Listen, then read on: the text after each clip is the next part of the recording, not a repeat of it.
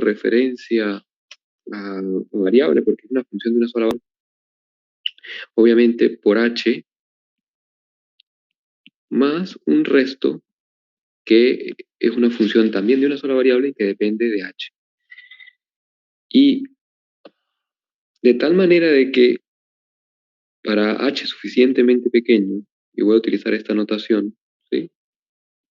Para h muy pequeño, lo que estoy diciendo con esto es que el h está tendiendo a 0, ¿sí? Se cumple la condición de que el límite de ese resto sobre h, cuando el h tiende a 0, o sea que nosotros vimos que una manera geométrica de leer esto es que para valores pequeños de h se tiene una igualdad aproximada, y es decir, ¿no? Para valores, esto se debe leer así, ¿no? Para valores pequeños de h se tiene la siguiente igualdad aproximada, ¿no? F de x0 más h es aproximadamente igual a f de x0 más f' de x0 por h más el resto, pero es lo que me hace la aproximación, o sea, quitar el resto de esta expresión, ¿sí? Quitar el resto de esta expresión por esa propiedad que tiene el resto, de que el límite de esa función resto entre h sea 0, me dice que para valores pequeños de h se tiene que f de x0 más h es aproximadamente igual a f de x0 más f', elevado en x0 por h. Y esto se puede leer mejor si hacemos un cambio de variable. Es decir, si yo defino x como x0 más h, ¿sí? Haciendo este cambio de variable, esa igualdad aproximada se transforma en esto. En f de x es aproximadamente igual a f de x0 por h más h en este caso, despejando h de acá, me queda que h es igual a x menos x0 más h, que sería x menos x0 por la derivada, o sea que sería f' de x0 por h, que sería x menos x0. ¿Sí? Con ese cambio de variable. O sea que con ese cambio de variable, esa igualdad aproximada de esta manera, o sea, para valores pequeños de h, ¿sí? Se tiene que justamente el x está muy cercano al x0, pues el h obviamente tiende a 0, y al h tender a 0, como x es igual a x0 más h, x tiende a x0, lo que está diciendo es que x está muy cercano al x0, y por lo tanto el valor de la función en ese valor cercano al x0 es aproximadamente igual al valor de la función en x0 más la derivada de la función en x0 por x menos x0. ¿Sí? En otras palabras, si nosotros queremos ver a la función f, ¿sí? ¿Cómo es desde el punto de vista gráfico, ¿no? La función f. Profe, ¿puedes volver un segundo para atrás? Sí, claro. Sí. Lo que estoy haciendo es dando una pequeña introducción para que vea primero cómo ya estas cosas las sabían de cálculo 1 y segundo cómo se conecta todo para generalizar. ¿Sí? O sea, lo que estoy diciendo ahora es que tengo la gráfica de la función, ¿sí? Esta es la gráfica de la f. Y tengo obviamente un punto, ¿sí? Un punto que es ese punto donde la función es diferenciable, y alrededor de ese punto, ¿sí?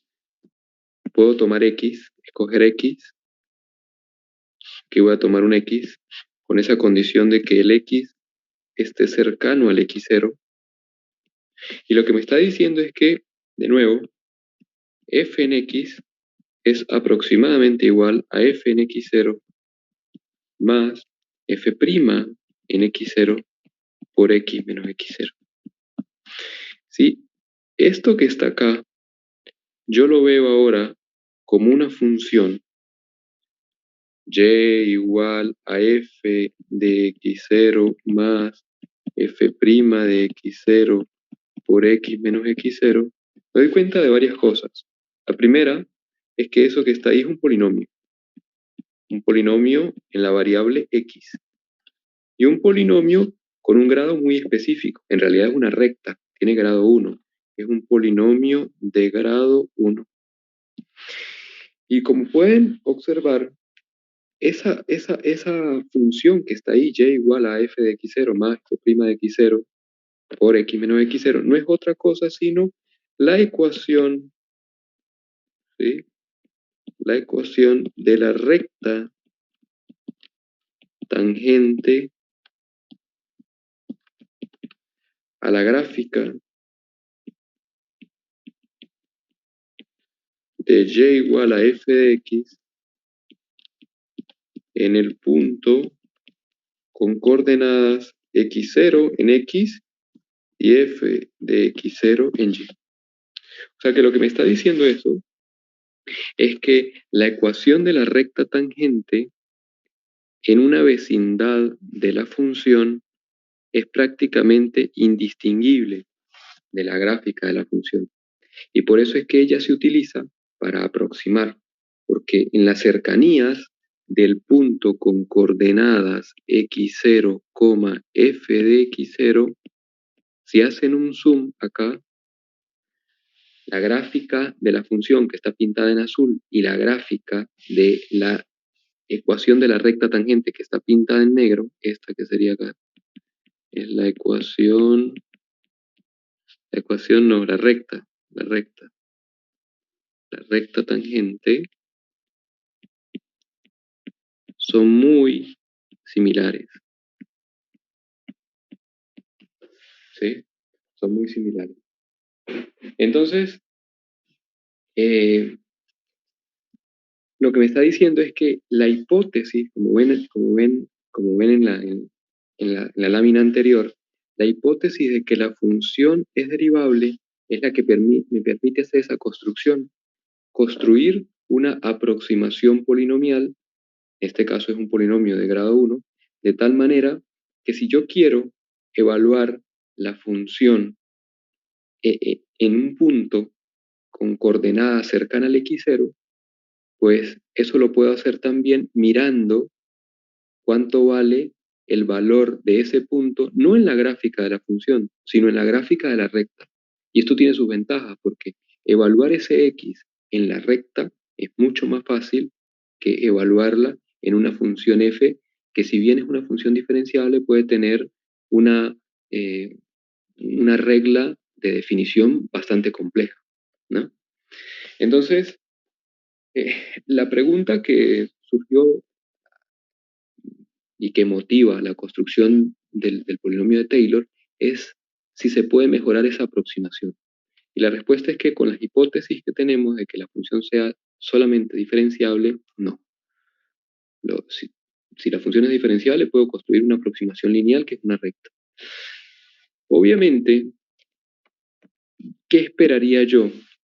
Yo lo que espero ahora es construir una aproximación que sea un poco, que tenga un poco más de torsión. ¿En qué sentido? De que la curva con la que yo vaya a aproximar no sea una recta, sino que sea un polinomio en dimensiones mayores, al decir esto con grados más altos, porque obviamente al tener grados más altos, la curva, que es la gráfica del polinomio, se puede pegar a la gráfica de la función de una mejor manera. Obviamente, si yo ahora dibujo, intento aproximar en la vecindad del punto con coordenadas x0, f de x0, en vez de una recta por una parábola, obviamente, que la estoy pintando en rojo, obviamente una parábola, al ser una curva, ¿sí?, se puede aproximar mejor a la gráfica de la función azul que lo que lo hace la recta tangente. O sea que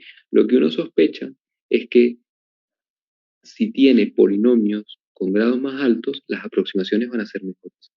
Y eso es justamente la idea del polinomio de Taylor de funciones de una sola variable, que supongo ustedes la tienen clara.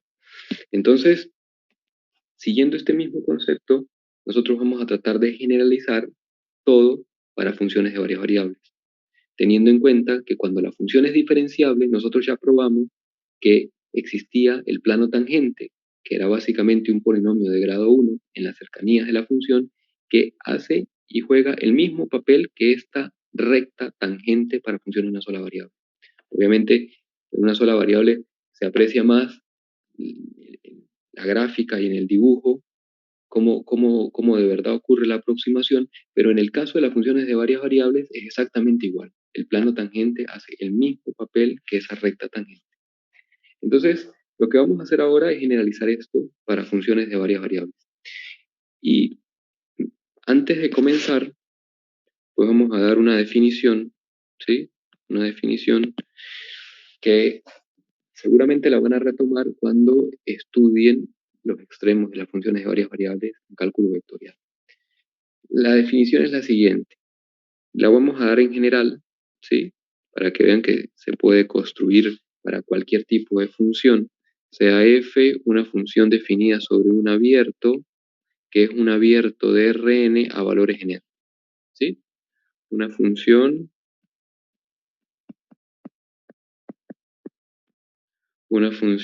definida en el abierto U de Rn, ¿sí? Y obviamente me voy a dar un punto P perteneciente a ese abierto, y ya saben que ese punto P pues, va a ser un vector con n componentes. Y yo voy a supongamos,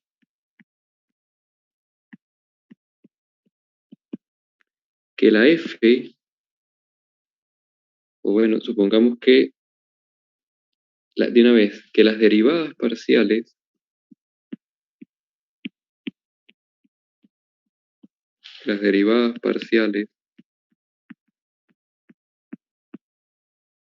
de segundo orden de f en el punto P existen, ¿sí? Es decir, estas derivadas de segundo orden. Y aquí voy a utilizar esta notación para las variables independientes, que usualmente uno las variables independientes las denota como x, y y z, pero como en este caso es una función de varias variables, estoy pensando a la función f como una función que depende de las variables que van desde x1 hasta xn. O sea, lo que estoy diciendo es que la función f está dependiendo de n variables y las estoy denotando así. Depende de n variables. Entonces, tengo una función definida sobre un abierto, tengo un punto que pertenece a ese abierto, y yo voy a suponer que las derivadas parciales de segundo orden de esa función en el punto P, ¿sí? En el punto P existen, es decir que cada una de estas existe. Entonces, teniendo esas derivadas parciales de segundo orden, que sabemos que existen en el punto P, yo puedo construir una matriz. Una matriz de orden n, ¿sí? Que la voy a denotar de la siguiente manera. Entonces, a la matriz denotamos a la matriz cuadrada de orden n, la voy a denotar así, por una h, y h sola sí está claro el contexto, pero en general, como obviamente está dependiendo de la función y del punto P, se denota así, h de f de P, que es el hessiano de la función en P. ¿Sí? Ya lo voy a escribir. Y esa matriz, voy a decir exactamente quiénes son las entradas, cada una de esas entradas de la matriz. Las entradas de la matriz van a ser, obviamente, las derivadas segundas de la función evaluadas en cada uno de esos puntos, que en este caso es el punto P, con i, j, desde 1 hasta i. O sea que ¿Quién es esta matriz? Esta matriz se le llama matriz hessiana. Se le llama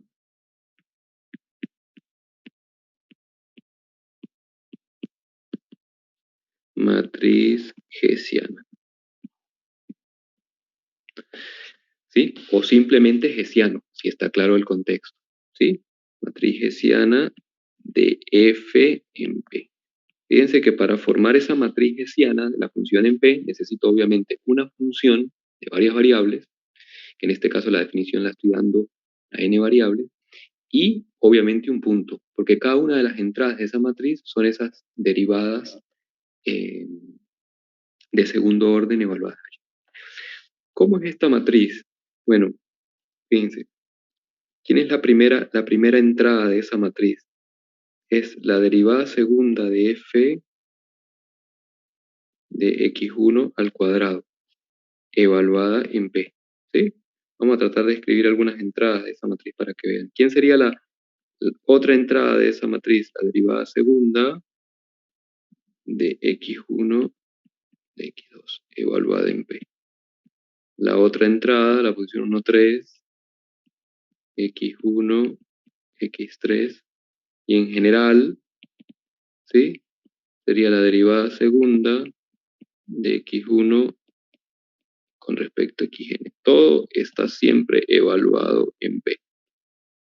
¿Sí? ¿Quién sería la posición 2, 1? Sería la derivada segunda de x2, x1, evaluada en p. Aquí sería la derivada segunda de x2, evaluada en p. Aquí vendría la derivada segunda de x2 respecto a x3 en p. Y en general, aquí vendría la derivada segunda de x2, xn, evaluada en p.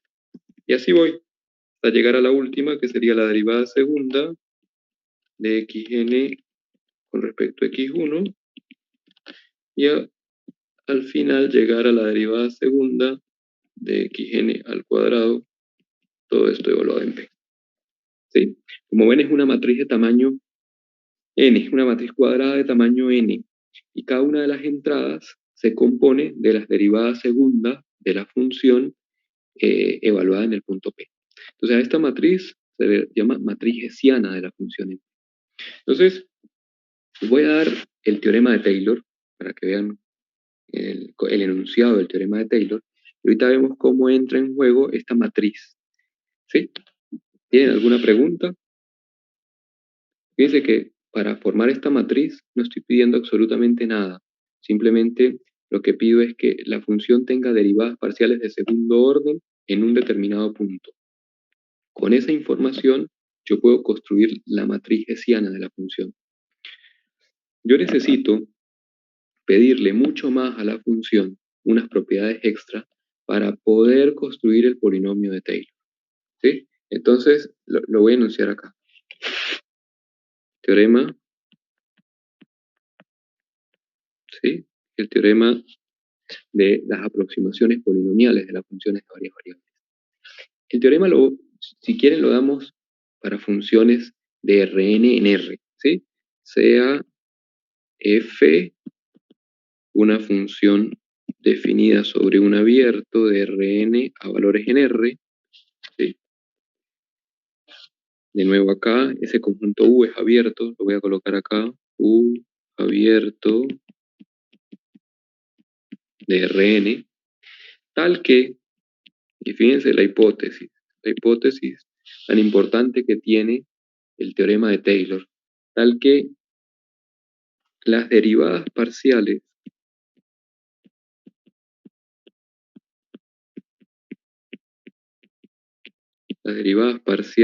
de segundo orden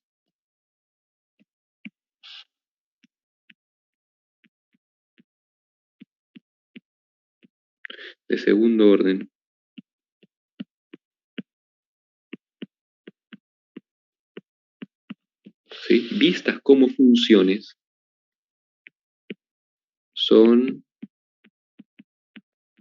funciones continuas ¿sí? En alguna bola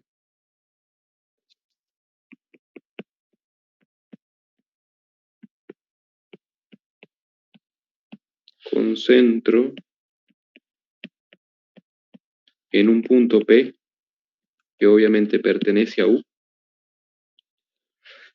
O sea que el teorema de Taylor exige que la función no solamente tenga derivadas parciales en el punto P, ¿sí? Porque voy a hacer el desarrollo de Taylor alrededor de este punto. Exige mucho más. Exige que alrededor de ese punto las funciones derivadas parciales de segundo orden, vistas como funciones de Rn en R, porque vuelven a ser funciones de Rn en R, sean funciones continuas. ¿Sí? Fíjense que la hipótesis es mucho más fuerte, ¿no? Obviamente que con esas hipótesis yo voy a poder construir la matriz hessiana de la función en el punto, porque para construir la matriz hessiana lo que interesa es que la función tenga derivadas de segundo orden en el punto. Aquí yo exijo más, no solamente que tenga derivadas parciales de segundo orden en el punto, sino que además alrededor del punto esas funciones sean funciones continuas. Entonces, qué dice el teorema? Entonces, ¿sí? Para todo X, que también es un vector perteneciente a Rn, tal que el X más el P pertenece a U, se tiene, le voy a explicar esto, se tiene la fórmula de Taylor, y esto es muy importante, perdón, la fórmula de Taylor de segundo orden, ¿sí?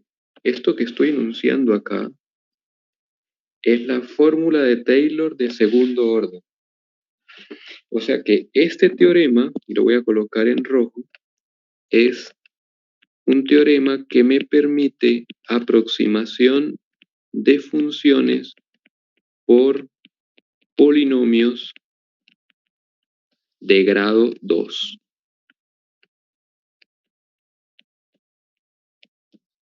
¿Sí? Es decir, yo voy a construir, en vez de un plano, porque ya el plano sé cómo construirlo, básicamente lo que necesito es que la función sea diferenciable, y con esa función diferenciable puedo construir un plano tangente que me aproxima. Ya un plano lo tengo, que un plano es un polinomio de grado 1. La pregunta natural es cómo construir el siguiente polinomio, es decir, un polinomio de grado 2. Entonces, este teorema que está enunciado acá es justamente el teorema de Taylor para construir aproximaciones polinomiales de grado 2. Y esto es muy importante, porque se pueden construir aproximaciones polinomiales de grado el que uno quiera, grado 3, grado 4, grado 5, grado 6, grado n. ¿Qué implica esto? Que las hipótesis tienen que ser cada vez más fuertes. Si yo quiero aproximar la función por un polinomio de grado 2, entonces fíjense que las hipótesis son que tenga derivadas parciales de segundo orden y que esas funciones sean funciones continuas. Si quiero aproximar una función de este tipo por un polinomio de grado 3, voy a pedir que la función tenga derivadas parciales de tercer orden que además sean funciones continuas en alguna bola centrada en un cierto punto. El punto P es el punto sobre el cual estoy haciendo el desarrollo. Alrededor de él estoy haciendo el desarrollo. Entonces, en este caso, voy a mostrar cómo es la fórmula del polinomio de Taylor de segundo orden, es decir, el polinomio que va a resultar va a ser un polinomio de grado 2. Entonces, ¿qué dice esto? Bueno, la fórmula de Taylor la voy a colocar en rojo, ¿sí? Lo que dice esto es que si yo quiero calcular, ¿sí?, f, la función, en un punto que es x más p, ¿sí? Fíjense que el desarrollo lo hice alrededor de p. Obviamente la función en p se supone que es conocida. ¿Cuál sería mi problema? Encontrar cómo es el valor de la función para puntos cercanos a P. Por lo tanto, vean cómo los coloco. Son de la forma x más P, donde ese x se supone que es pequeño, ¿no? Es un vector, ¿sí? Fíjense que el P es un vector de n componentes, el x es un vector de n componentes, pero se supone que las componentes de ese vector x son números reales muy pequeños, de tal manera que el x más P sea muy parecido al P. Entonces, lo que me dice la fórmula de Taylor es que si yo quiero calcular f en una distorsión de P, que en este caso sería el x más P, eso es exactamente igual a calcular a f en P, es decir, a f en el punto sin la distorsión, más el producto punto del gradiente de la función en P por el vector x, más un medio, ¿sí? Más un medio de esta cosa, que es el vector x visto como vector por el hessiano de la función evaluado en el punto P, que ya saben quién es ese hessiano, por el vector x visto como vector columna, más un resto que va a depender de ese x que hace el papel ahora de la distorsión. Ese resto es el mismo en el sentido de que tiene buenas propiedades y se llama resto o residuo. Y ese resto o residuo tiene la siguiente propiedad, que si yo calculo el límite de ese resto, que es una función, de nuevo, de n variables, entre la norma del vector, y fíjense que cuando yo tenía el concepto de, de, de, de diferenciabilidad, aparecía un resto entre la norma del vector. Ahora, como quiero una aproximación por un polinomio de grado 2, entonces coloco la norma al cuadrado y con la propiedad de que ese x está tendiendo a 0. Ese resto es igual a 0. Bueno, esa que está ahí es la fórmula de Taylor de segundo orden y que me permite aproximar funciones por polinomios de grado 2. Fíjense, vamos a desarmar esa fórmula para que vean. Esta es la fórmula general. Si quieren ahorita bajamos a tierra y vemos cómo sería este teorema de Taylor para el caso de n igual a 2, es decir, para funciones de R2 en R. Cómo aproximar funciones de R2 en R por polinomios de grado 2. ¿Sí? Fíjense que esa fórmula que está ahí tiene varios componentes. Primero, a esta expresión que está acá, ¿sí? Sin el resto, es lo que yo voy a llamar el polinomio de Taylor de la función, ¿no? Obviamente, ese polinomio de Taylor va a tener una parte lineal, que es esta, ¿sí? Una parte, perdón, no una parte lineal, disculpen, una parte, eh, eh, como el término que no tiene variable ni x, ni en x ni y, que es justamente f evaluado en p, ¿sí? La parte lineal del polinomio, es decir, los términos en las que aparecen las variables x y y con potencia 1, van a venir dadas por esta expresión, y la otra parte, que son los términos que van a estar como potencias al cuadradas de x o y, o productos cruzados de x y y, que obviamente me van a dar polinomios de grado 2, me lo va a dar esta expresión que está acá.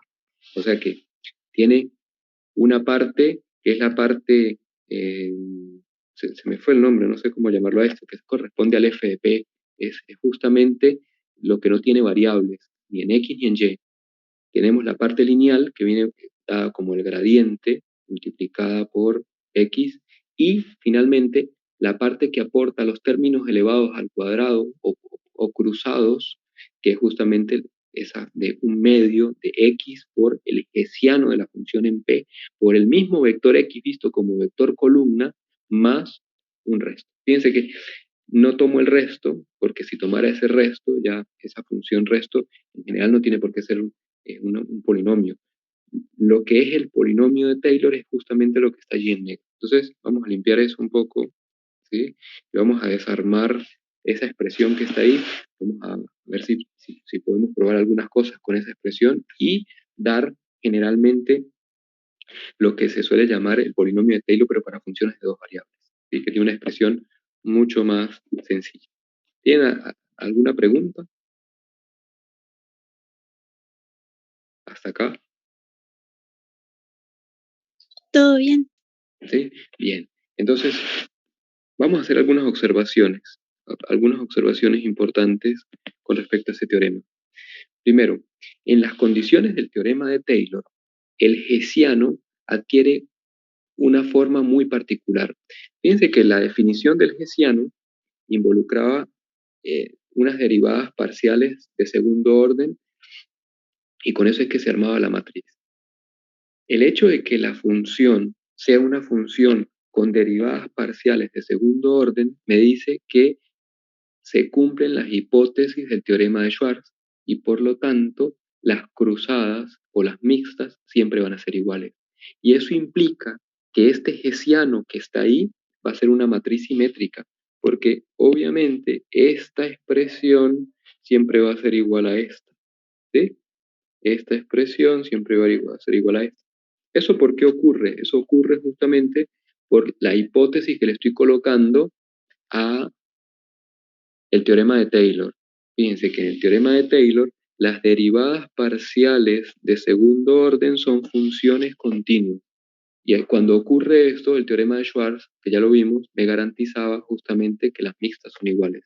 Entonces, esa sería la primera observación, ¿sí? ¿Cómo sería? Entonces, en las condiciones del teorema de Taylor, ¿sí? En las condiciones del teorema de Taylor, ¿sí? Se tiene que F es, ¿sí? F es una función con derivadas parciales de segundo orden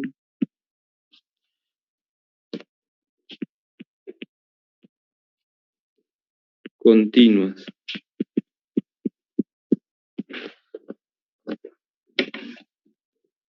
Y esto implica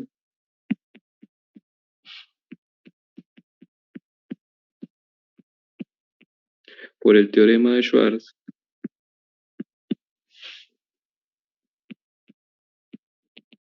que las mixtas son iguales. Es decir, estas cruzadas que están acá, evaluadas en el punto, son iguales.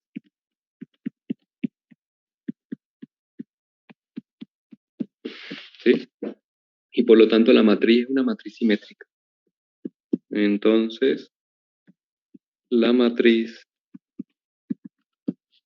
hessiana es una matriz simétrica. Y eso es muy importante, ¿sí? Eso es muy importante porque hay una conexión, ¿sí? Una conexión con el curso de Galdós, ¿sí? Ustedes ya vieron en el curso de Galdós lo que es una forma cuadrática.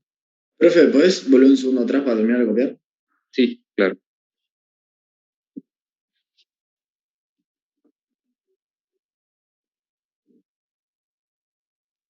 Gracias. Por nada.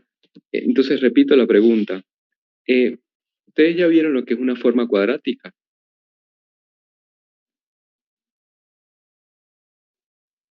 ¿Sí? En el curso de Gall. Personalmente sí. ¿Sí? Bien, entonces va a ser fácil. Entonces, como sabemos,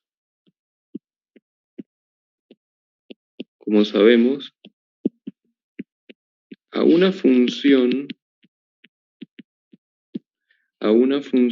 Q de Rn en R, ¿sí? Del tipo Q de X igual a X por A por X traspuesta, ¿sí? Fíjense que en este caso X es un vector en Rn, donde A es una matriz de n por n, se le llama una forma cuadrática de Rn. Una cuadrática en Rn, ¿sí? Entonces, como pueden ver, el polinomio de Taylor se compone justamente de una forma cuadrática que aparece acá, ¿sí? Es x por el hessiano de la función en p por x traspuesta, y ahí aparece justamente una forma cuadrática. Entonces, para mí, ¿qué es el polinomio de Taylor? El polinomio de Taylor, como les decía, es justamente la expresión f evaluado en p más el gradiente de la función en p por x más un medio de x por el hessiano de la función en p por x traspuesta. Ese va a ser el polinomio de Taylor. ¿Cuáles son las variables de ese polinomio? Bueno, fíjense que ahí la variable es el vector x, por lo tanto, las variables de ese polinomio van a ser las componentes de ese vector x, ¿sí? Entonces, ese polinomio de Taylor es el que me va a ayudar, y lo van a ver ustedes en los cursos siguientes, para poder calcular los máximos y los mínimos de una función. ¿Por qué? Les explico por cómo se conecta todo y por qué el polinomio de Taylor es el que me ayuda a investigar cuando una función de varias variables tiene extremos. Hay algo muy importante, vamos a recordar acá en la gráfica de las funciones de una sola variable. En esas funciones, ¿sí? En las funciones de una sola variable, bueno, está muy rayado, lo hago aquí mismo, ¿sí? Lo hago aquí mismo. Cuando uno tiene una función de una sola variable, ¿sí? Tiene una función de una sola variable, y uno tiene extremos en esa función, se tiene lo siguiente. Por ejemplo, este punto que está acá es un punto donde ocurre un máximo local. Y en este punto que estoy marcando ahora, ocurre un mínimo local. Geométricamente, para las funciones que son diferenciables, identificar esos puntos es fácil, porque en esos puntos ocurre una propiedad, y es que la recta tangente siempre es paralela al eje x. O en otras palabras, la derivada de la función en esos puntos es igual a 0, ¿cierto? O sea que en esos puntos que son candidatos extremos, la recta tangente es paralela al eje x. En otras palabras, la derivada de la función en esos puntos es igual a 0. Lo mismo va a ocurrir para funciones de varias variables. Cuando uno tiene una función de varias variables, se tiene que, en los puntos justamente donde ocurren esos máximos y mínimos, si la función es diferenciable, entonces el plano tangente es paralelo al piso. Para que eso ocurra, cuando uno ve el vector perpendicular a ese plano tangente, que es justamente el gradiente de la función, va a ocurrir que las derivadas parciales de esa función en esos puntos simultáneamente se anulan. Por lo tanto, en el caso de que tenga un máximo o un mínimo, este término que está acá va a ser igual a 0, porque el gradiente de la función en esos puntos va a ser igual a 0. O sea que el polinomio de Taylor en esos puntos básicamente se compone de puros términos cuadráticos y obviamente este factor. ¿Sí me están entendiendo? Por lo tanto, la función básicamente es una forma cuadrática y está definida por esto. O sea que cuando la función tiene un máximo o un mínimo, básicamente lo que uno está haciendo es estudiando la forma cuadrática que es el hessiano de la función en el punto. ¿Sí? ¿Entienden la conexión?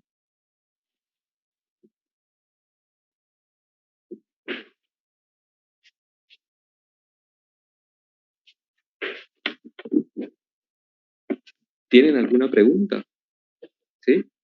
¿Ven cómo se usa el polinomio de Taylor para estimar máximos y mínimos? Yo sé que no vimos nada, no vimos ninguna definición, eso es materia de cálculo vectorial, pero entiendan que lo que está detrás de todo esto es una forma cuadrática, ¿sí? Porque básicamente el polinomio de Taylor, en estos puntos donde ocurren máximos y mínimos, el término lineal, y ahorita hacemos un ejemplo para que vean, desaparece, porque justamente el término lineal lo aporta el gradiente de la función, y el gradiente en estos puntos es cero. Por lo tanto, los únicos factores que sobreviven en el polinomio de Taylor para estos puntos de máximos y mínimos son justamente el inicial y los términos que aporta el hessiano. O sea que por eso es que uno estudia esto vía esas formas cuadráticas. Bueno, entonces, esto es una forma cuadrática, ¿sí? Vamos a ver un ejemplo. Un ejemplo.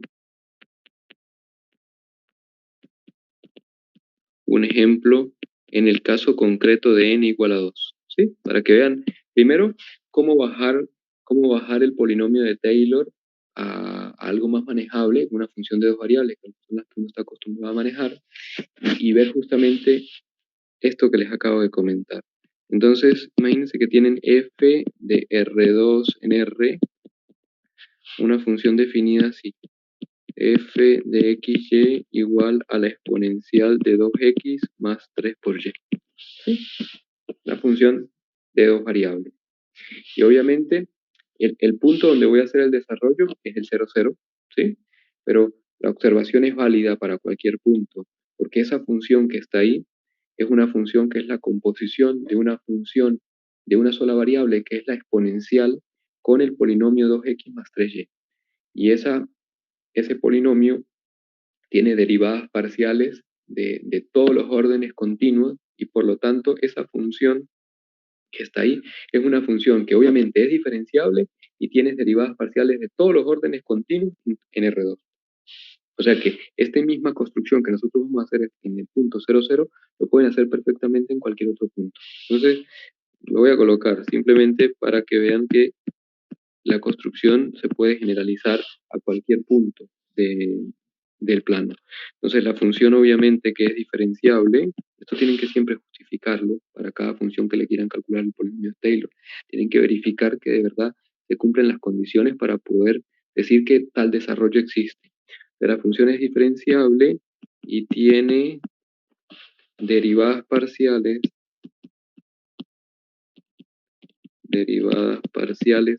no solo de segundo orden, sino en realidad de cualquier orden, ¿sí? Pero lo voy a colocar. Y tiene derivadas parciales de todos los órdenes continuas,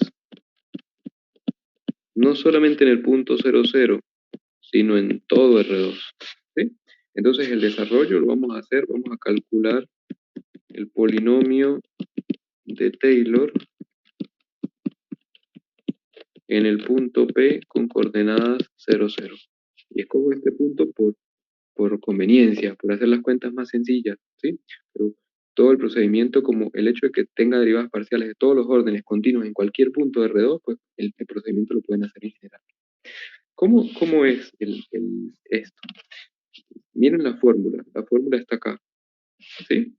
Fíjense, el punto P, que en este caso para mí es el 0, 0, y el X, que allí es un vector, pues lo pongo como componentes, voy a decir que tiene componentes X y Y, y por lo tanto esa fórmula se transforma en, ¿sí? Voy a traducir esa fórmula en el caso de 2.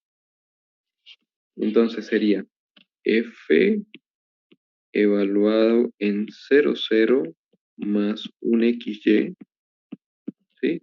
Es igual a F en el punto, es decir, a F en 0, 0, más el gradiente de la función en 0, 0, ¿sí? Por el vector XY más un medio del vector XY por el hessiano de la función en el 0, 0, por el vector XY, pero ahora como vector columna para poder hacer ese producto. Y eso, obviamente, más un resto que va a depender del X y el Y, donde ese resto tiene la siguiente propiedad, que es que el límite cuando X y Y tienden al 0, 0, del resto entre la norma del vector al cuadrado, que sería x cuadrado más y cuadrado, es igual a 0. Así se traduce la fórmula de Taylor para calcular el polinomio de Taylor en el punto 0, 0 para funciones de dos variables. Sería f evaluado en el punto más un xy, eso es igual a f en el punto, que sería f en 0, 0, más el gradiente de la función en el punto, es decir, el gradiente de la función en 0, 0, por el vector xy, más un medio del vector xy por el hessiano de la función en 0, 0, por el vector xy, más un resto, que es una función que depende de ese xy, con la propiedad esa de que el límite cuando el x y el y tienden al 0, 0, del resto entre la norma de ese vector al cuadrado, que sería x cuadrado más y cuadrado, eso es igual a 0. Como pueden ver, todas las cuentas resultan sencillas, porque la función del lado izquierdo se está evaluando en f de xy, porque f de 0, 0 más xy es f de xy. Pero del lado derecho, aparece la función evaluada solamente en el 0, 0. Fíjense, aparece la f evaluada en el 0, 0, el gradiente de la función evaluada en el 0, 0 y el hessiano de la función evaluada en el 0, 0. Pero las ventajas que tiene son estas, que si uno conoce bien una función en un determinado punto, hace el polinomio de Taylor alrededor de ese punto y si quiere calcular el valor de la función en puntos cercanos a ese que usted conoce, pues puede utilizar el polinomio de Taylor, porque utiliza la aproximación. ¿Sí? Entonces, ¿cómo sería? ¿Cómo sería para esta función? Bueno, vamos a calcularlo. Necesito f en 0, 0, necesito el gradiente de la función en 0, 0 y después necesito el hessiano de la función. ¿Sí? Entonces, pues vamos a hacer todas esas cuentas. Primero, necesito el gradiente de la función en 0, 0. Pero recuerden que el gradiente es un vector que tiene la derivada parcial de la f con respecto a x en el 0, 0 y la derivada parcial de la f con respecto a y en 0, 0. Entonces, bueno, calculan las parciales, ¿no? La función es f de xy igual a la exponencial de 2x más 3y, ¿no? Así la definimos. O sea que la parcial de f con respecto a x sería 2 veces la exponencial de 2x más 3y, ¿sí? Y la parcial de f con respecto a y sería 3 veces la exponencial de 2x más 3y. O sea que el gradiente de la función en 0, 0 no es otra cosa sino el vector 2, 3. ¿Sí? Serían esas derivadas parciales evaluadas en el 0, 0. Después, ¿qué nos queda? Bueno, nos queda calcular el hessiano de la función en 0, 0.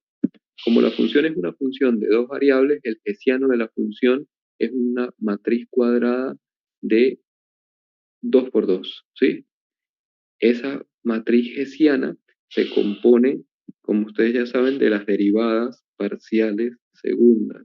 En este caso, como la función tiene derivadas parciales de segundo orden, obviamente esa matriz resultante va a ser una matriz simétrica y no importa el orden en que coloquen las cruzadas, porque siempre van a ser las mismas. Entonces, en la entrada 1, 1 aparece la derivada segunda de la función con respecto a x evaluada en 0, 0.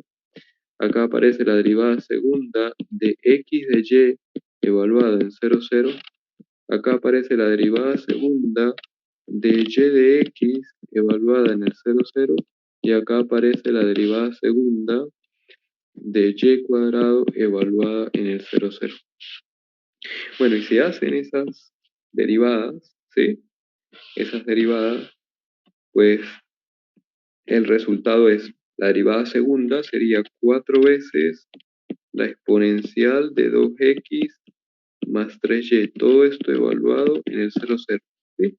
La cruzada sería igual a 6 veces la exponencial de 2x más 3y, todo eso evaluado en 0, 0. La otra cruzada también es la misma, 6 veces la exponencial de 2x más 3y, todo eso evaluado en 0, 0, y la de segundo orden con respecto a y sería igual a 9 veces la exponencial de 2x más 3y, todo eso evaluado en 0, 0. O sea que esa matriz hessiana se reduce, luego de que evalúe eso en 0, 0, a la matriz 4, 6, 6, 9. ¿Sí? O sea que si aplicamos la fórmula, lo que nos dice es que f evaluado en xy es exactamente igual a f en 0, 0 más el gradiente de la función, que en este caso nos dio el vector 2, 3, multiplicado por el xy, más un medio de el vector xy por el hessiano, pero el hessiano nos dio la matriz 4, 6, 6, 9, ahora multiplicada por el vector columna xy, más un resto que depende de xy. ¿Sí? En otras palabras, ¿quién es f en xy? F en xy es la exponencial de 2x más 3y, que sería esto. ¿Sí? O sea que la exponencial de 2x más 3y es igual a f en 0, 0, pero f en 0, 0 es igual a 1. Este término vale 1. Más, al hacer el producto punto del gradiente, que es 2, 3, con el xy, me da el 2x más el 3y. ¿Se dan cuenta que este factor que está acá es el que aporta los términos lineales del polinomio? ¿Sí? Y luego aparece más, que es este más, un medio de xy por la matriz 4, 6, 6, 9 y el vector columna xy. Y bueno, si hacen esa cuenta, eso les da más 2x cuadrado, ¿sí? Más 6xy más 9 medios de y cuadrado más ese resto de x. Como pueden ver, los términos que aportan grado 2 a ese polinomio son justamente los que vienen de la forma cuadrática. Entonces, ¿cuál es el polinomio de Taylor?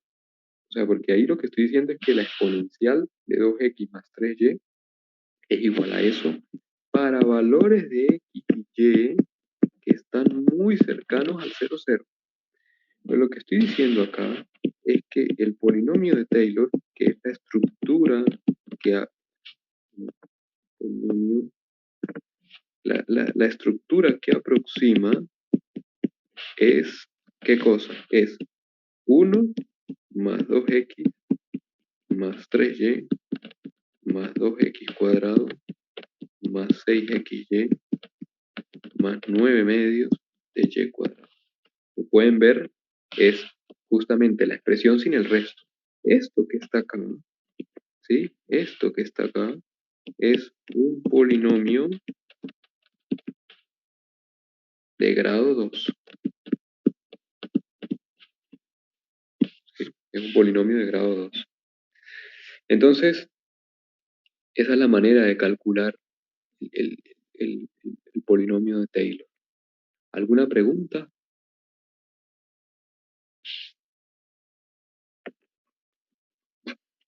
Se entendió bien. ¿Sí? Bien. Ahora vamos con las aplicaciones. ¿Para qué tener ese polinomio de Taylor? ¿Para qué tenerlo?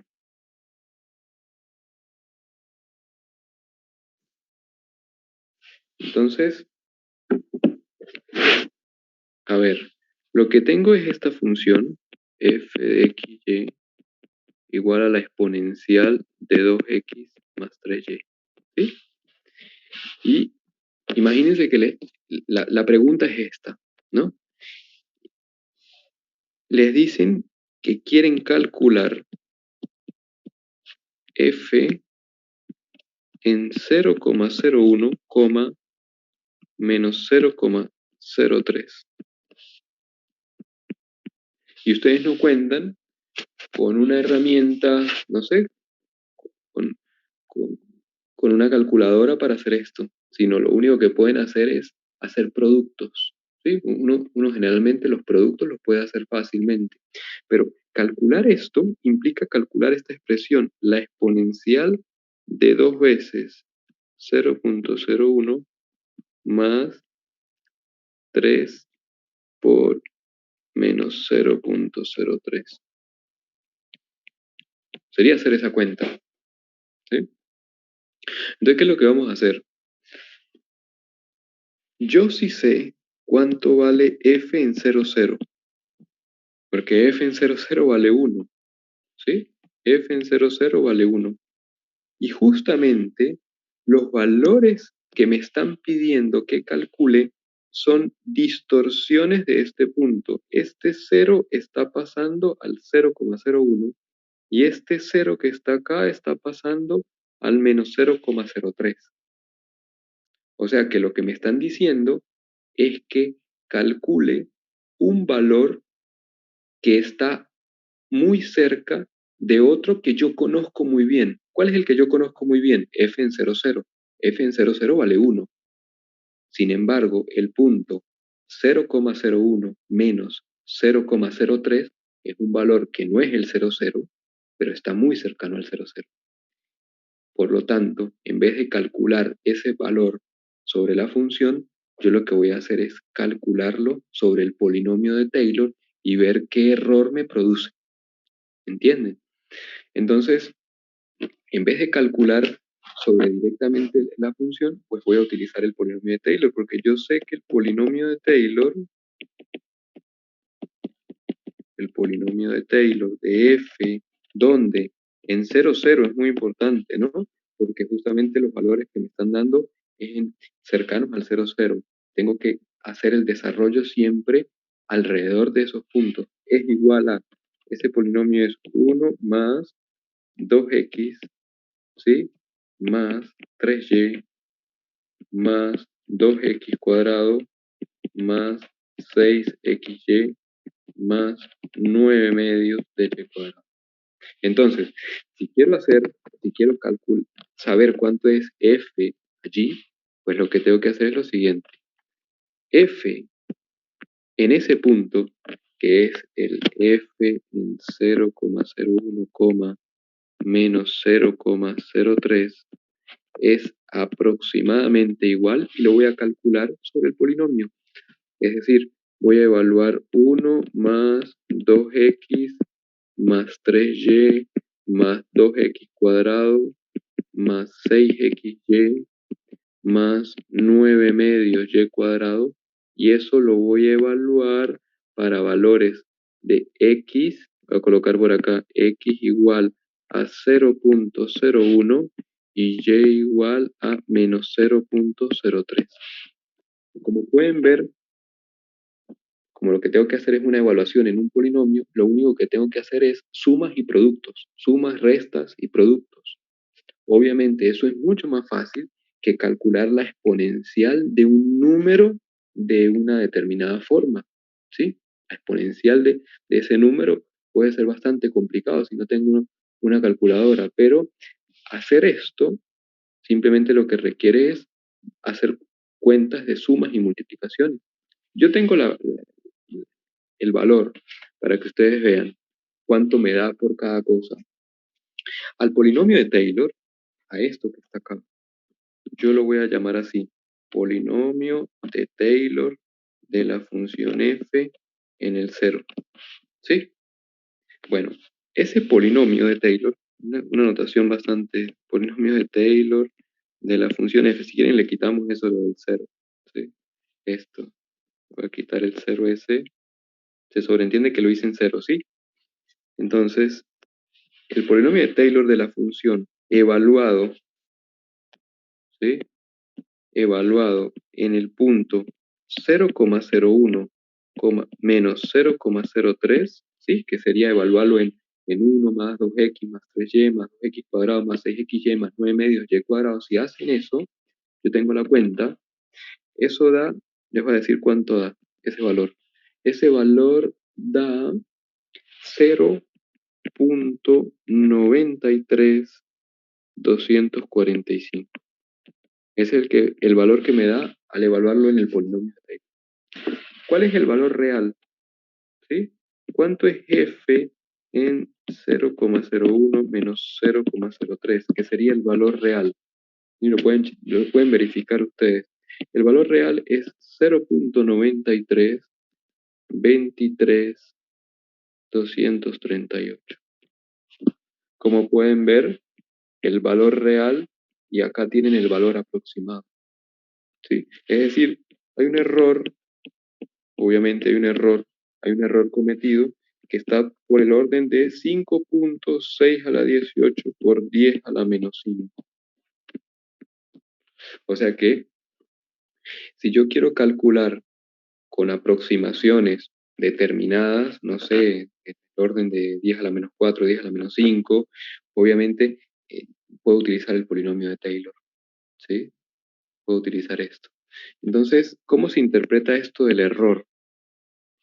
A ver, ¿entienden lo que hice? En vez de calcular valores aproximados sobre la función, ¿sí? En vez de calcular, miren, el dominio de la función es esta, ¿no? Todo el plano. Y yo estoy en el 0, 0, ¿sí? Obviamente, yo conozco muy bien la función en el 0, 0. La función va de acá a R. La función en el 0, 0 yo la conozco muy bien. Lo importante es que en vez de calcular en otro punto, por medio de la función, lo que voy a utilizar para calcular en esos puntos que no son el 0, 0 es el polinomio de Taylor de la función. Se supone que el valor entre el valor real y el valor que me da el polinomio de Taylor de la función en esos puntos, este margen de error es muy pequeño. En este caso, ¿sí? Fue del orden de 5.6 a la 18 por 10 a la menos 5. ¿Sí? O sea, que de verdad sí funciona calcular con el polinomio de Taylor para valores cercanos. Obviamente a la función tengo que pedirle ciertas condiciones. ¿Sí? Tengo que pedirle ciertas condiciones. Entonces, podemos concluir de la siguiente manera. Si queremos calcular el valor de f en puntos cercanos al origen, ¿sí?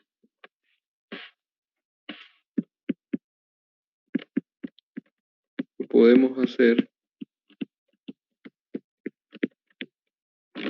usando un polinomio de grado 2. En ese caso es este polinomio.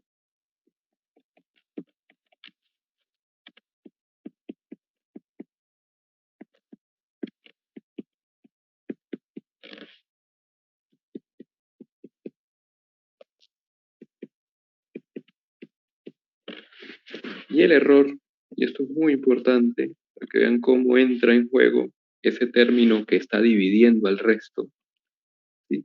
Y el error que se estaría cometiendo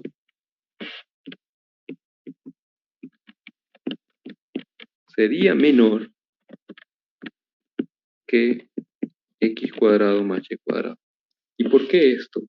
¿Por qué el error que se estaría cometiendo es menor que x cuadrado más y cuadrado?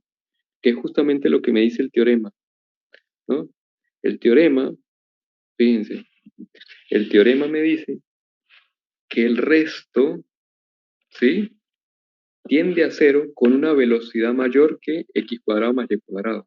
Porque si el límite, cuando el x y y tiende al 0, 0 y el resto entre x cuadrado más y cuadrado es igual a 0, lo que significa es que el resto tiende a cero con una velocidad mayor que lo que tiende a cero x cuadrado más y cuadrado. Por lo tanto, el error que se estaría cometiendo es menor que x cuadrado más y cuadrado. Es decir, el error que se estaría cometiendo al calcular, en vez de en la función calcularlo por el polinomio de Taylor, sería 0.01 al cuadrado más menos 0.03 al cuadrado. El error es menor que eso. Y justamente vieron que sí da, ¿no? El error es este, ¿no? ¿Entienden cómo se interpreta lo del error? ¿Sí? Lo que tienen que interpretar es justamente lo que dice el teorema, que ese resto, que es el que corrige la distorsión entre el polinomio de Taylor y la función, tiene la propiedad de que crece, de que va a cero, de que converge a cero más rápidamente de lo que lo hace x cuadrado más y cuadrado. ¿Sí? Y por lo tanto, se puede asegurar que ese resto va a ser menor que y cuadrado más y cuadrado. Bueno, capaz esa fórmula que está ahí con ese hessiano es útil para generalizar cosas, ¿no? Pero como la mayoría de las funciones con las cuales nosotros vamos a trabajar son funciones de dos variables, estaría bueno tener una definición más práctica, ¿no? Y es que en el caso en que yo tenga f de R2 en R, ¿sí? Y tenga un punto P con coordenadas x0, y0, y por supuesto que f satisface las hipótesis del teorema de Taylor. Lo que estoy diciendo es que f tiene derivadas parciales de segundo orden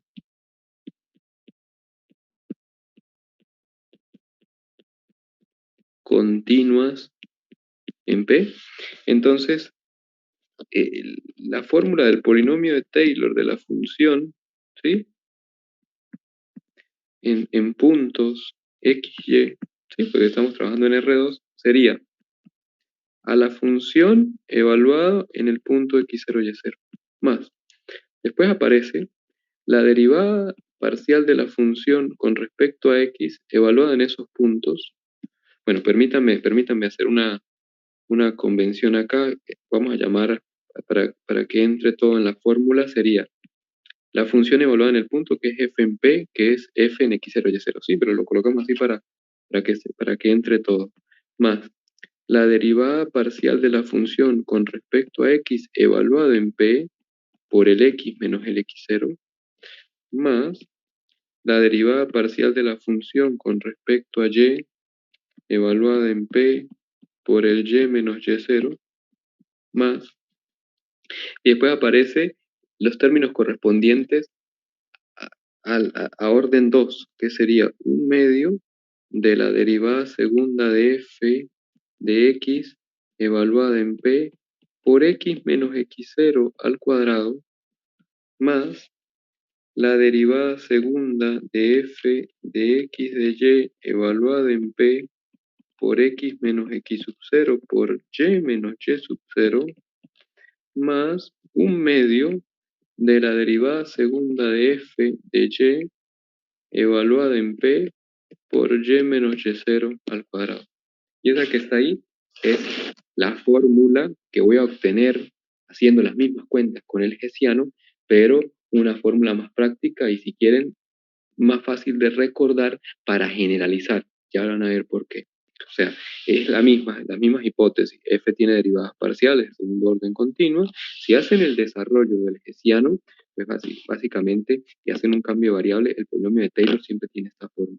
Noten que los primeros términos, este y este, hasta acá, no es otra cosa sino el plano tangente, que obviamente es la aproximación por grado 1, pero después aparecen estos que están acá, que son los que vienen de grado 2. Hay una manera muy fácil de recordar la fórmula de Taylor para órdenes mayores. Yo sé que tanto el teorema como todo lo que hemos hecho hasta ahora siempre ha sido para aproximar por polinomios hasta grado 2, pero bien se podría preguntar cómo es la aproximación con un polinomio de grado 3. Fíjense en algo, vamos a recordar esto para que vean. A ver, vamos a ver esto como un operador. Yo tengo el término, vamos a colocarlo como a más b. Después tengo a cuadrado más b cuadrado. No, perdón, así. A más b al cuadrado. Y después viene a más b al cubo. Ya van a ver lo que voy a hacer. ¿Sí? Entonces esto que está acá es a más 2 veces ab más b al cuadrado. Fíjense que este término que aparece acá, ¿sí? Como ese desarrollo de el primero al cuadrado más el doble del primero por el segundo más el segundo al cuadrado, es justamente lo que apareció acá. O sea que es una regla, esto carece, obviamente funciona para recordar, no estamos haciendo ninguna demostración, yo lo que estoy dando es como una regla para recordar el polinomio de Taylor. Fíjense, eh, aparece de este lado, ¿sí? Aparece la derivada segunda por x menos x0 al cuadrado, más, debería aparecer un 2 acá, pero no aparece, y eso es porque se le antepone un medio. Entonces, como ese un medio con el 2, ¿sí? Se va, y por eso es que este término aparece sencillo, aparece la cruzada con respecto a xy de f por x menos x0 por y menos x0, más un medio de la derivada segunda de f de y cuadrado de p por y menos x0, ¿sí? Parece siguiendo esto. ¿Por qué les digo esto? Porque si hacen la analogía con esto, lo que esto es así, ¿no? Más el triple del primero por el segundo, más b al cubo. ¿Sí? Entonces, a ver, yo sé que no dimos el teorema en su forma general, pero básicamente sería así. Imagínense que tienen f, una función, f, una función definida sobre un abierto de R2 en R, ¿sí? Para hacer las cosas un poco más visibles, y tienen un punto, pertenece a ese abierto, o sea, tienen un P que pertenece a U, y tal. Ahora las hipótesis son, f tiene derivadas parciales, ¿sí? De orden 3, continuas en P. ¿Sí? Recuerden las hipótesis. Las hipótesis que nosotros dimos es, la función tiene derivadas parciales de segundo orden continuas en P. Eso me permitía desarrollar y obtener un polinomio hasta grado 2. Yo quiero ahora uno más alto. Entonces, la hipótesis es que la función tenga derivadas parciales de tercer orden continuas en P. Entonces, ¿cómo es el polinomio de Taylor? Obviamente el polinomio de Taylor es un polinomio de grado 3. Entonces, ¿quién es el polinomio de Taylor de la función en P? Bueno, la parte lineal queda igual. La parte de segundo orden queda igual. Ahora faltaría agregarle la parte correspondiente al tercer orden, ¿sí? Entonces, ¿cómo sería eso? Sería, aparece obviamente la función en 0, 0, más. Y voy a utilizar esta notación. Ya van a entender.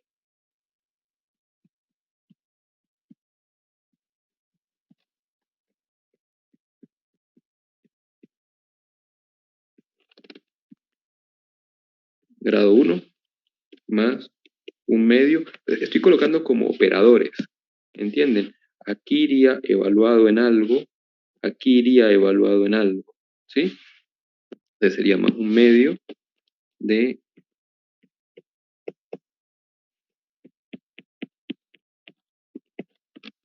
es simplemente una regla para recordar las cosas. Elevado al cuadrado más Perdón. 1 sobre 3 factorial, porque en realidad este es un 2 factorial.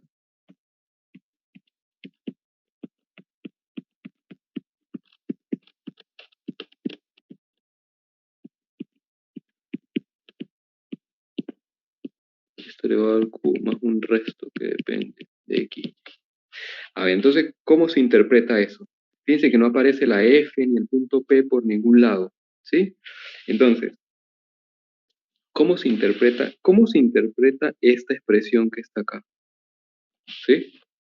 Por eso por eso les decía que recordaran, a ver dónde estaba, esto, ¿sí? Fíjense, aparece, véanlo como un operador que está actuando sobre la función evaluada en el punto, ¿sí? ¿Qué es para mí esto? Visto como operador, elevado al cubo, aplicado a f evaluado en p.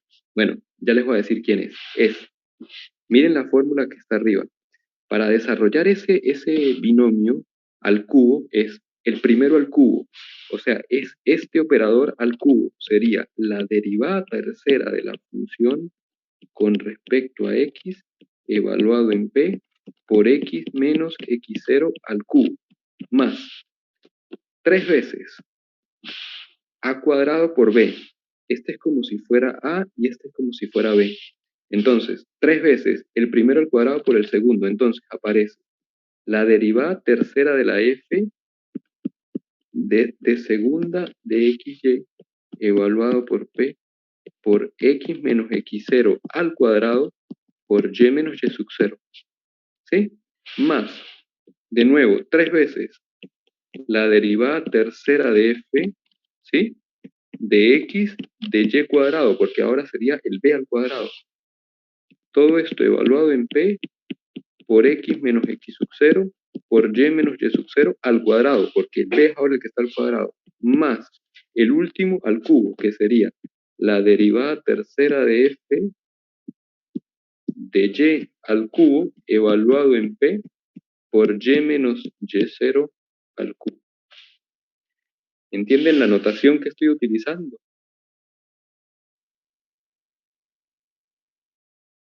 O los estoy confundiendo más bien.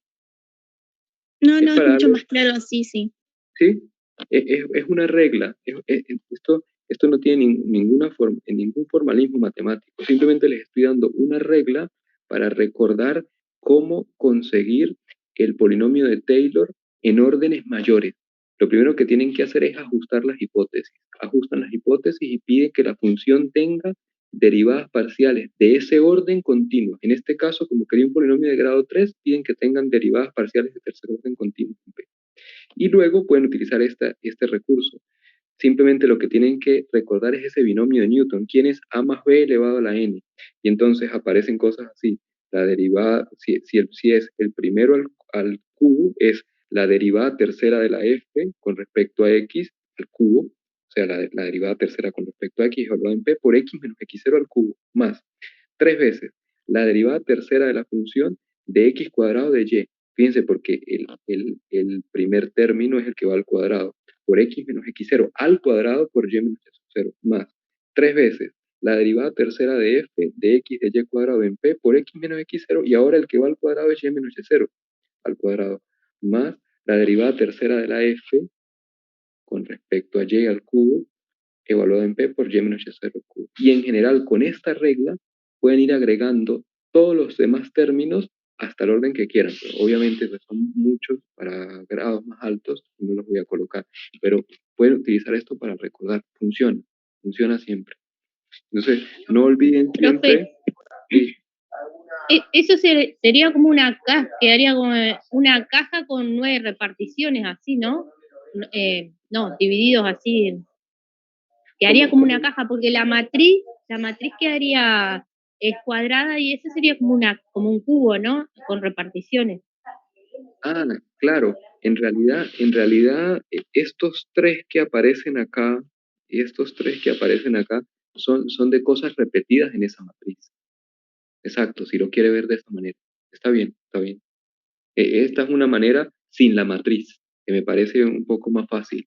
Pero la otra es, por eso se los di con la matriz y sin la matriz. La otra es construir el hessiano de la función y ver cómo es. ¿Sí? Perdón. Bueno, seguimos acá. Sí, esa era la Bárbaro. pregunta. ¿Sí? Sí, era para saber si era eso, si era más Bueno, o menos parecido. ya no queda mucho tiempo, pero hay otras aplicaciones que me parecen interesantes, ¿sí? Y es para el cálculo de límite. Yo supongo que ustedes han visto el práctico, ¿no? Han visto el práctico. Entonces, una de las cosas más interesantes acá es que se pueden sustituir pedazos de función por polinomios y uno puede asegurar que esa sustitución corresponde y tiene sentido y es válida a la hora de calcular un límite, ¿no? Entonces, el típico límite, ¿no? El límite cuando x y y tienden al 0, 0 de 1 menos coseno de x más y entre x más y todo elevado al cuadrado. ¿Sí? Calcular ese límite. Ese límite que está ahí existe, pero ninguna de las técnicas y herramientas que dimos cuando vimos límite me permitía calcularlo, a no ser que sea por definición, y por definición es muy complicado. Entonces, ahora que tenemos esta herramienta de Taylor, Taylor ofrece una, una manera más práctica de hacerlo. Lo que hay que hacer es, primero, identificar dentro del límite cuál es el término que molesta, cuál es el término que está molestando, cuál es el término que si no está o se sustituye por una expresión más sencilla, entonces el límite sería más fácil de analizar. Y obviamente el término que molesta es justamente este coseno, que no me permite tener una expresión racional porque el denominador obviamente es un polinomio. Si el numerador fuese un polinomio, las cuentas serían mucho más prácticas. Entonces lo que se aconseja es sustituir ciertos términos de la función del límite, obviamente, lo que integra el límite, por polinomio. Entonces, ¿qué es lo que se hace? Se considera la función f de x, y igual justamente a esos términos que molestan, como en este caso, el coseno de x más y. Obviamente, la función involucrada es una función que es diferenciable, que es coseno con la composición de un polinomio. Esa función es diferenciable todo el tiempo y tiene derivadas parciales de todos los órdenes continuos. O sea que, en principio, yo puedo calcular un polinomio de grado tan alto como yo quiera. Y aquí hay una parte importante que tengo que aclararles, eh, es importante asegurarse que cuando van a hacer la sustitución de la función que le molesta por el polinomio tenga el grado suficiente para que la sustitución sea válida. ¿A qué me refiero con esto? Bueno, eh, la función coseno de x más y, ¿sí? Yo le puedo calcular el polinomio de Taylor. Ya no nos queda mucho tiempo, prefiero utilizar estos 2 minutos para decir la idea, pero la función coseno de x más y se le puede calcular obviamente el polinomio de Taylor. ¿Dónde? Pues donde a mí me interesa, que es en el 0, 0, ¿sí? Se le puede calcular el polinomio de Taylor y ustedes pueden ver que eso es aproximadamente igual a 1 menos xy menos 1/2 de x cuadrado más y cuadrado. Eso lo pueden hacer ustedes, sí, hacen todas las cuentas y verifican que en realidad el polinomio de Taylor de esa función de 0, 0 es esa expresión.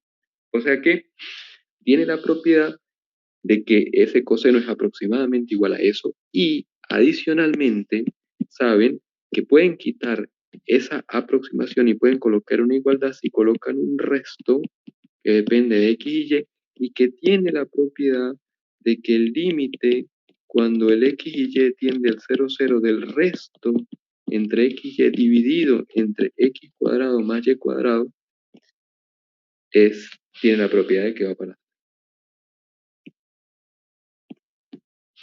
¿Sí?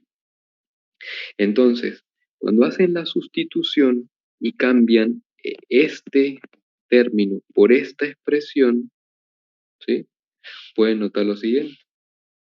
Si yo quiero calcular ese límite, sería el límite cuando x y y tienden a 0, 0, de 1 menos coseno de x más y, pero coseno de x más y es aproximadamente igual, o ponerse resto igual a 1, que aparece más, perdón,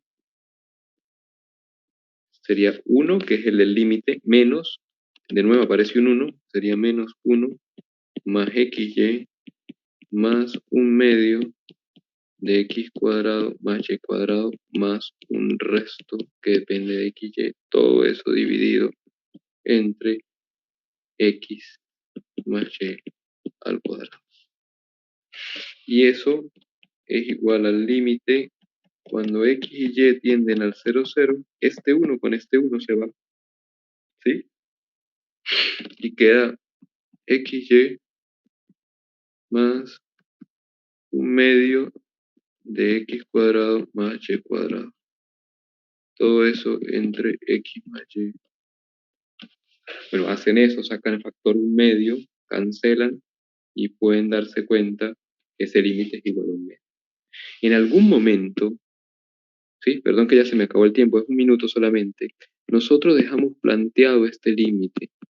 El límite cuando x y y tiende al 0, 0 de seno de x más y entre x más y. Y dijimos que ese límite existe y vale 1. Bueno, ahora ya lo pueden argumentar.